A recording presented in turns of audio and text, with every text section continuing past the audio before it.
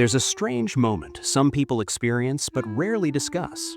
It happens in the quiet, in the pause between conversations, in that space where the world feels loud even when no one is speaking. It's the moment a person realizes they feel more at ease with distance than closeness. Not because they hate humanity in some grand way, but because being around people feels heavier than it should. It drains them, confuses them, or makes them question themselves. If you've ever felt a tug of reluctance before entering a crowded room, chosen the long way home to avoid someone, or felt a subtle pressure from a simple question, you know this feeling. It isn't hatred, not in the conventional sense. It's something far more complex, layered, and nuanced. Many individuals don't dislike people, they dislike what people bring out in them.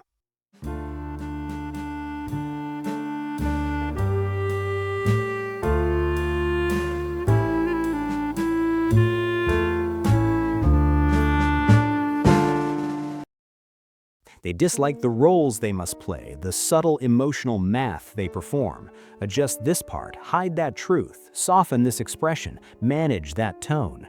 Every moment becomes a negotiation between authenticity and acceptance. And for some, that negotiation is exhausting.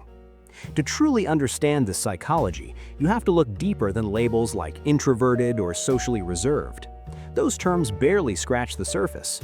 Many people who claim to dislike people are some of the most observant, sensitive, and thoughtful individuals alive.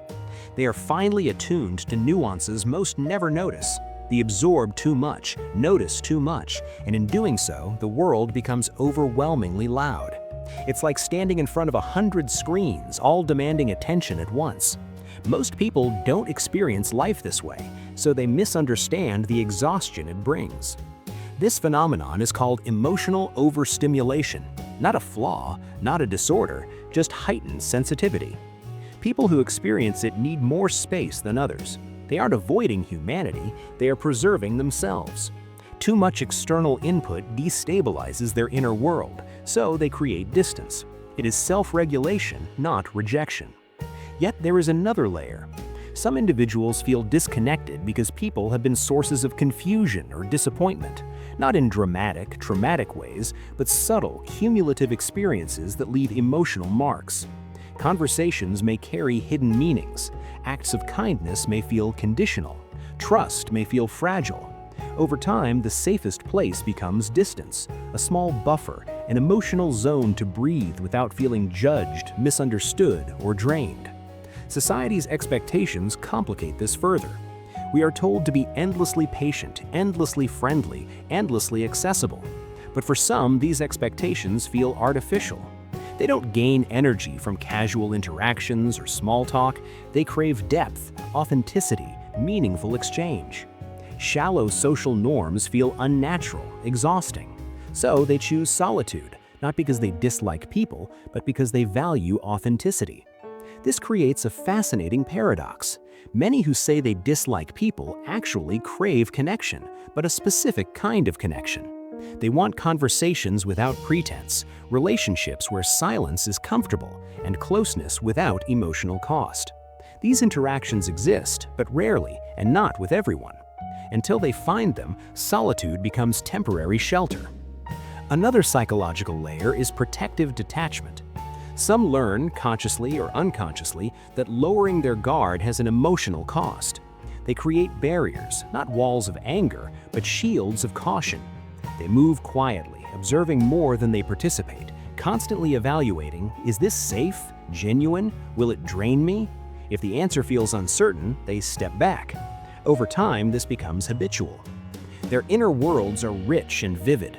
Thoughts are imaginative, reflections deep. Solitude is not empty, it is full of ideas, memories, and possibilities. Being pulled out of this world too quickly feels disruptive rather than inclusive. Solitude is safe, and being misunderstood is almost guaranteed. Silence is misread as coldness. Calm is misread as disinterest. Distance is misread as rejection. Yet these individuals care deeply. They just express it differently. They offer thoughtfulness rather than noise. It's crucial to understand.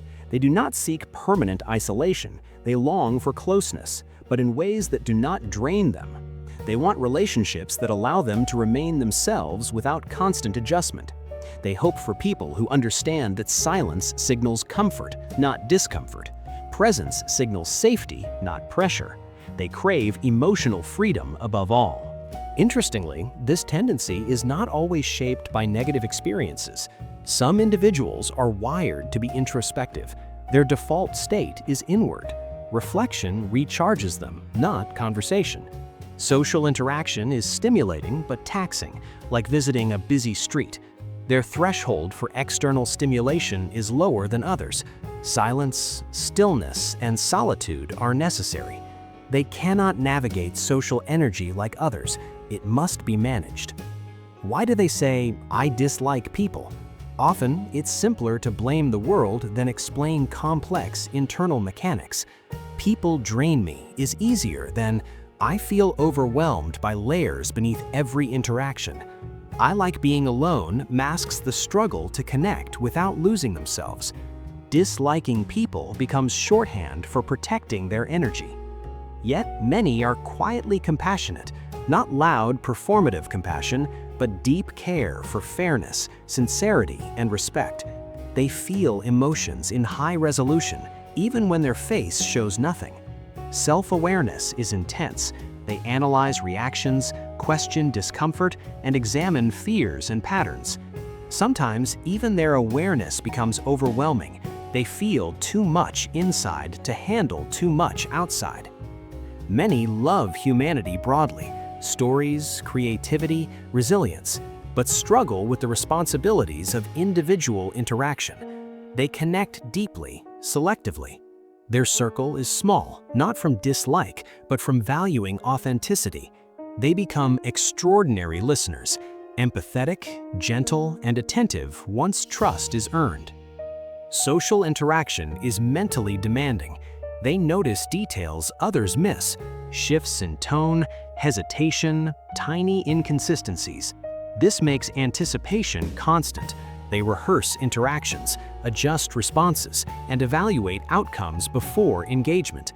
Socializing becomes exhausting, yet they long for ease, for interactions without rehearsal, for people who understand their depth and rhythm. Solitude builds resilience. They care for themselves, create safe internal spaces, and enjoy reflective thought. Access to their world is not casual, it is a privilege. Misunderstandings occur because the world misreads stillness for disinterest.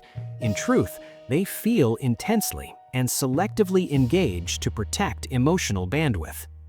Disliking people is about self-preservation, emotional energy, and protection. They seek closeness that doesn't exhaust, relationships that respect their true self. The right people bring calm, understanding, and trust, allowing inner worlds to be shared safely. They are not rejecting humanity, they are preserving it within themselves. Their caution, patience, and introspection are strengths. Their empathy is internal yet profound. Silence is not emptiness. Distance is not rejection. With the right connection, transformation occurs. The world becomes quieter, interactions lighter, and inner life shared confidently. Ultimately, they are not antisocial. They are selective, introspective, and deeply thoughtful. They crave authenticity, depth, and meaningful connection. They are overflowing with care and empathy, waiting for those who respect their pace. When that connection arrives, their intelligence, humor, vulnerability, and generosity shine fully. They do not dislike people. They simply wait for the right ones. Their psychology is nuanced: sensitivity, discernment, self-preservation, and deep reflection. Their depth is often invisible to the world, but it is abundant. They navigate life slowly, carefully, observing more than participating, always protecting emotional energy, and always hoping for the connection that feels safe, gentle, and true.